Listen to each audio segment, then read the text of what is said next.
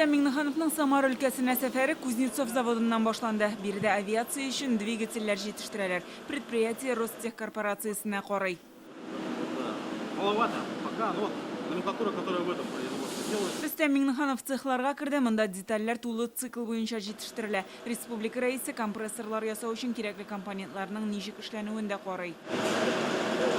Татарстан һәм Самара өлкәсе арасында товар әйләнеше 30 миллиард сум тәшкил итә. Бездән бензин, дизель ягулыгы, йөк һәм җиңел машиналар, химия продукциясе, азык-төлек, медицина җиһазлары җибәрелә. Алардан җиңел автомобильләр, авыл хуҗалыгы, машина төзелеше продукциясе кертелә. КамАЗ, Татхимфарм препаратлар, Позис, Аммоний, Казан вертолет заводы хезмәттәшлек итә. Хезмәттәшлек хакында Рөстәм Минниханов Самара өлкәсе губернаторы вазифаларын вакытлыча башкаручы Вячеслав Федорищев белән сөйләште. Наши регионы, они промышленные, основные промышленные регионы нашей страны. Не только в вопросах экономики, и культурный обмен. Татарстан һәм Самара өлкәсе сәнәгате көчле төбәкләр. Вячеслав Федорищев күп күрсәткечләр буенча сезнең республиканы үрнәк итеп куябыз ди.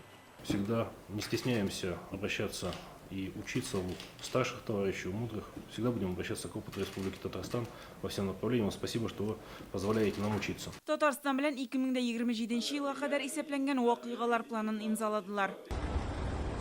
Вячеслав Федорищев Рөстәм Миннихановка яңа Лада ауыр автомобилен сынап карарга тәкъдим итте. Аны Самара өлкәсендә җыялар.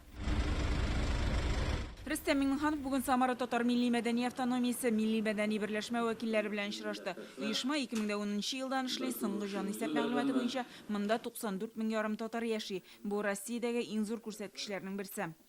Бер күрешүбезне бергән якын өлкә һәм безнең гомердән аралар бик тыгыз ия. Мөнәсәбәтләр бик яхшы булды. Шуңа күрә яңа җитәкче Анарда biz ярдәм итәргә тиеш. Рол ышанычлар багларына.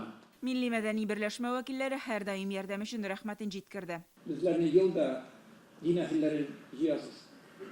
Конгресс белән birlikte җыеп, безләргә киңәшләр бирәсез, алар мәтәүсен. Самара өлкәсендә 20ләп иҗтимагый берләшмә эшли, төбәк тормышында алар бик актив. Махсус хәрби операциядә катнашучыларга булышлык күрсәтәләр. Татарлар көче белән СВО зонасына 21 автомобиль җибәргәннәр. Очрашуда махсус хәрби операциядә катнашкан милләттәшләр дә бар иде. Бердәм булу безнең көч диләр. Гөлназ Сайфетдинова, Яңа гасыр каналы.